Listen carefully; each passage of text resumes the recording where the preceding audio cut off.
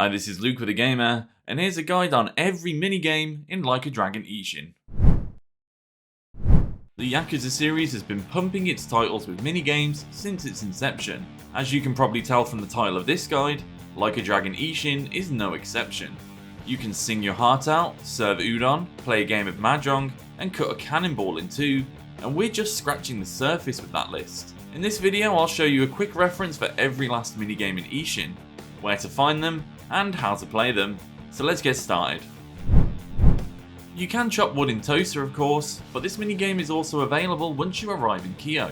The woodcutter, who will give you access to this minigame, can be found in the South Yashimiki area of Fushimi, which is the southwest corner of the map. The game itself couldn't be simpler. Once the axe flashes blue, press the chop button. As you make successive cuts, the speed will increase, and once you're past 10 cuts you won't even have to look at the axe anymore, and just focus on pressing the button the second you hear the indicator sound. Extended cutting strings do not reward. Every chop log is worth 100 mon, so chop until you don't want to anymore. The karaoke bar is the Utamaroya section of Fushimi, which is on the north end. The establishment is just south of the gate to Rakugai. Karaoke in Like a Dragon Ishin is largely unchanged from how it's appeared in previous titles. The core mechanics are that you need to press the buttons in accordance with the prompts on screen. As is pretty typical with rhythm games, the more precise your timing, the better it is. It's a relatively simple yet engaging rhythm game, and honestly, it wouldn't be a Yakuza game without it. Once you arrive in Fushimi, you can access the fishing minigame.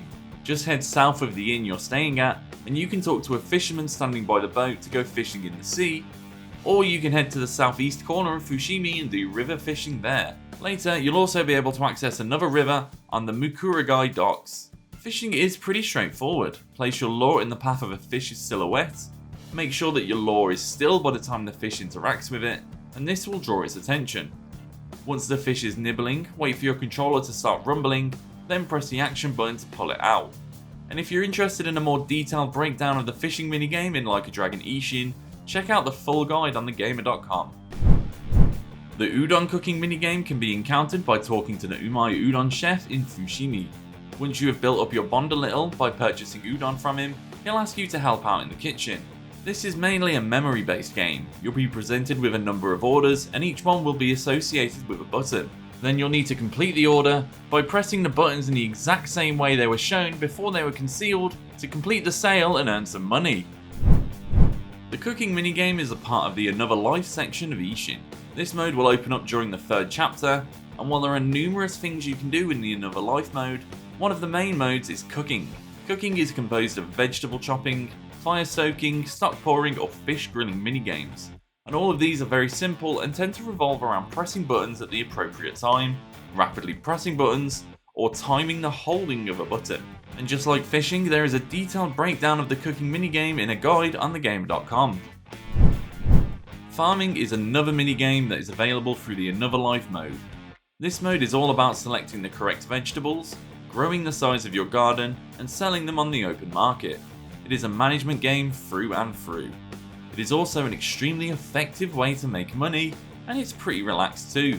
For a more detailed breakdown of the farming minigame, there's a full guide on thegamer.com, and I also made a video about it, so check that out as well.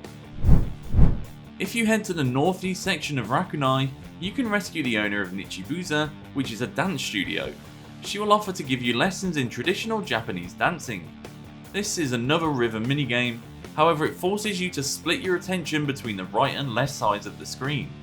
The left side has prompts associated with the D-pad, and the right side has prompts associated with the face buttons of the controller. This one can be pretty tough, as you need to transition between sides smoothly, and there is little in the way of leeway. Ideally, when you see a sequence that is finishing on one side, you look to the other side before it finishes, and using your sense of timing to hit the final button or two. This will become necessary if you start attempting to tackle songs on a higher difficulty. You can find an eccentric, monocle-wearing man on the docks in the east ends of Mukuragai. Talk to him and he will give you the opportunity to chop oncoming cannonballs. Depending on how he orients the cannon, the cannonball speed and curve will change dramatically, and if you're a little early or a little late, you'll deflect the cannonball instead of cutting it in two, and this is worth fewer points. There's also golden cannonballs that are worth more points, so make sure you nail those. You only need to get the silver threshold to receive the reward. You aren't actually rewarded for hitting all cannonballs perfectly, but you will need to hit the gold threshold to unlock the next difficulty. In the advanced difficulty mode, you'll have to deal with some extreme variance in speed, so when you see that the cannon is level with the ground, that means you're going to get hit with a blindingly fast cannonball. On the other hand, when the nose of the cannon is pointing up in the air, you're going to receive an extremely slow cannonball. You can also take on a challenge of shooting them instead of slicing them. When you talk to him, just choose to use your gun instead of the sword and you'll play this version of the minigame. This one feels more like a rhythm game, as the cannonballs are fired in volleys. So pay attention to the rhythm of the cannonballs as they're fired, and then shoot in a matching rhythm and you'll score well here. Much like the other cannonball games, you get more points for firing at them when they're centered, and golden cannonballs are, once again, worth more points. Okay, I need to make a confession now. I have played pretty much every major Yakuza game in the past few years, and I honestly don't have a clue how Mahjong works. I do know that it's a staple of the series, and you can find it in the southwest corner of Mukurugai. In some way it's supposed to be like poker. It's about assembling a hand, and you're looking to form a pair and form melds. A pair is any two identical tiles, and a meld is a specific combination of tiles. As an example, 3 of a kind is a meld, 4 of a kind is a meld, and 3 sequential tiles is a meld. Once you have the required 4 melds and a pair, you win. You will acquire new tiles by drawing them, and you can also take your opponent's discarded tiles, though you are rewarded for not doing this and keeping your hand completely concealed. But there is so much more to it than just that. Maybe someday I'll understand how to play Mahjong properly. Okay, bear with me on this next one because I have no idea how to pronounce the street name. But the chicken race track is located on Umikoji-cho Street in Rakugai, just a little southeast of the tea shop. The whole point of this is to use data provided about a chicken's health, their past racing results, and their familiarity with the length of the race they are running to make savvy bets. You're provided with a number of ways to bet, and you can make a ton of money if you use these different methods intelligently to hedge your bets. If you're interested in trying to make a fortune in chicken racing, we have a full guide here on our YouTube channel that will help you out. Shogi is a variation of chess. The goal is to take your opponent's king. However, while there are a lot of similarities between the pieces, many of them have unique movement patterns. One of the big differences is that if you get to your opponent's back row, your piece will level up and get a new, better movement pattern. Make sure to consult the rules section of this game for a better understanding of the movement each piece has, because in the footage on screen I have absolutely no idea what I'm doing. You can find a gambler's den in Rakugai, and it's on Sanicho Street, which is just above the bridge to Mukurugai, and there is a lot to cover in here, so we're going to try and do it all. First of all is regular poker. There's Texas Hold'em, which is probably the most popular form of poker, but you can also play Pineapple Hold'em, which is similar to Texas Hold'em, but you're dealt an extra card at the beginning of the round and then choose to discard one of the free cards you've received. Otherwise, it plays pretty much the same as Texas Hold'em. There's also Omaha Hold'em, which starts off with you being dealt 4 cards. The catch is that you can only use 2 of the cards from your hand. Generally, check when you don't have anything concrete, then bet and raise when you have something good. And if you have 3 of a kind or better, then you should play very aggressively. Sure, you can try and bluff, but the AI just doesn't seem to fold easily, so play honest and you'll do a lot better. Next is CeeLo. In this game you roll 3 dice and you're looking to roll a pair. Whatever the odd number out is then your score. So as an example, if you roll 2 3s and a 5, then your score is 5. A triple beats any single die. Also, if you roll 1, 2 and 3, then that's an instant loss, but if you roll 4, 5 and 6, then that's an instant win. When you're the dealer, 3 1s are also an instant loss, while 3 6s are an instant victory. This game is pure luck, so make sure to save before you play it. Next is Koi Koi. You need to form pictures using the cards which create hands that score points. If you form a hand successfully, you will have a chance to call Koi or not to call Koi. If you call Koi, you're attempting to push your luck and score more. However, you are keeping the game alive, which means that if your opponent forms a hand and doesn't call Koi, they will win that round. After 3 rounds, you need to have the most points to win.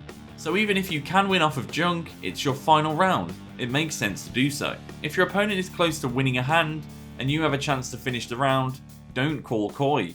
Koi is always a risk, however the more points you have, the more money you'll make, so it's all a balancing act. The next game you can play is Oicho Kabu. This one feels somewhat similar to Blackjack. You need to pick one of 4 lanes and you want to get as close to 9 as possible. If your hand size is 2 digits, then the second digit is your score, and you aren't playing against the other players, you're playing against the dealer. After you are dealt your second card, you have the chance to hold, or you can choose to be dealt one more card. You will see the dealer's first card while you are assembling your hand. Remember, the dealer can't hold their first card, they have to deal themselves a second. If the dealer's first card is high, that likely means they are going to circle past 9. Play less aggressively in that case, and if their first card is low, they will have more chances to get a high scoring hand, so play more aggressively. Finally, you can also play a game called Chohan. In this game, the dealer will roll 2 dice. You're then going to bet on whether the result will be even or odd. The only element of choice is that your payout is better if you go against the crowd. So you may as well do that. The game will show you the most recent results, but that won't actually change the way the dice roll. Once you win enough bets, you'll get access to other bets, such as the option to guess a specific number that will appear on the dice. Once again, this is a game of total guesswork, there is no skill here, so good luck. The last set of minigames can be found in Gion. You can visit Anna at the brothel, which is in the northern section of the map. It will cost you a whole Rio to participate, but you do get free minigames for that money. And once you successfully complete all 3 of these minigames, you'll unlock the ability to play them individually. And also you can select harder difficulties, but it will still cost you a Rio per play. The first one is a drinking game called Sake Showdown. This game is pretty simple. You will be trying to balance the bowl of alcohol between the extreme top and bottom of the meter. One button will lower the bowl, the other will raise it. Go too high or too low and you will spill and lose the game. The trick is to gradually slow your cup as it ascends. In the harder difficulties, you'll need to drink faster so that Anna can't recover. You do this by keeping the sake bowl as far to the left as possible without spilling. Obviously, this is easier said than done, and in the harder difficulties, if you take too long, Anna will fully recover. So get ready to go for broke and get used to riding the razor's edge. Next is rock paper scissors, and yeah, it's just rock paper scissors. In case you're unfamiliar though, let's give you a quick reminder. Scissors beats paper, rock beats scissors, and paper beats rock. You'll need to beat Anna 5 times in order to complete this game, and you can also use your third eye to slow down time and see what sign she is throwing out and then react accordingly. However, you have a limit of 3 uses of this, so that means you do need to win 2 rounds legitimately. Generally, Anna will switch it up quite a bit, so if you stick with the same option every time, you should be able to get your 2 legitimate wins. The final minigame with Anna is called Sensual Healing, and this one is filled with a lot of shots that I can't use in this video. And this one, rather unexpectedly, is in fact a bullet hell shooter. Just roll with it, okay? You have 2 attack buttons. One is your standard projectile, the other is a screen clearing bomb. If you hold your fire button down, you will also charge a more powerful blast, and you'll need to shoot the heart while blasting through or avoiding Anna's troubling thoughts. This minigame has 3 stages, and with each level the concerns will start coming faster. During the later stages, that charged shot will be a key to clearing the path. So that's a guide to all the minigames in Like a Dragon Ishin. I also would like to apologise as I presume I have butchered so many Japanese names in this video. But thanks for watching and check out thegamer.com for more.